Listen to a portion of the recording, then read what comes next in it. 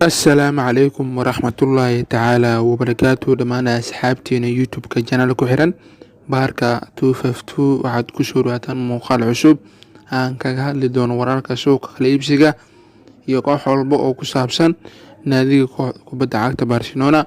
Ramadaanul Kariim. Intaan barnaamijka u gelgelin haddaa channelka baarka 252 ku cusub tahay subscribe saaro si ay kuu soo gaaraan muuqaalada soo socda.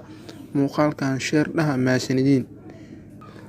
Maalintii shalay ee taariikhda ku beegneed 26 bisha 4 2020 waxay ahayd 2 sano ka hor Javier Mascherano ayaa dhaliyay goolkiisii ugu horeeyay kooxda kubadda cagta Barcelona.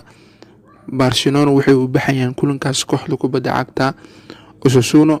Ciyaartaas waxay ku soo dhamaatay 7 gool iyo gool. Goolkaasna gool kamid ah waxaa dhaliyay Javier Mascherano oo ahaa goolkiisii ugu horeeyay ee abid uu u dhaliyo kooxda kubadda cagta Barcelona. Laacibka kooxda Bayern Munich David Alaba ayaa kala dooran doona midkood Real Madrid iyo Barcelona marka uu ka dhaqaaqo kooxdiisa xilli ciyaareedkan.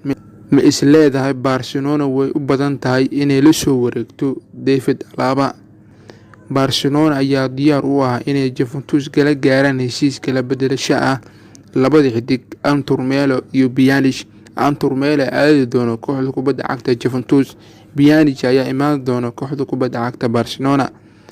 Ma is leedahay Barcelona way ku fududaan karaan heshiiskan Artur Melo uu ka aadi doono kooxda kubadda cagta Juventus? Kubadda cagta AS Roma ayaa xiiseynaysa xidiga daafac bidix uga ciyaara kooxda kubadda cagta Barcelona ee Junior Firpo. Milkiilayaasha cusub kooxda Newcastle ayaa laga yaabaa in 200 oo geni ku kharash gareeyaan suuqa kala iibsiga, waxayna u adeegsan karaan lacagtooda si ay ula soo wareegaan Anthony Griezmann. Maxay kula tahay adi ahaan taageere? Aragtidaada waa muhiim. Qodobada maanta aan ku soo qaaday barnaamijkeena aragtidaada waa ka soo dhiibi kartaa. Waa maasantiin sida qurxoon u daawataan muuqaalkan channelka baarka 252 haddaa ku cusub channelka baarka 252 haddaa ku cusub tahay subscribe saaro. Intaan muuqaalka xiga ku soo arki doono sidaas iyo nabadgelyo.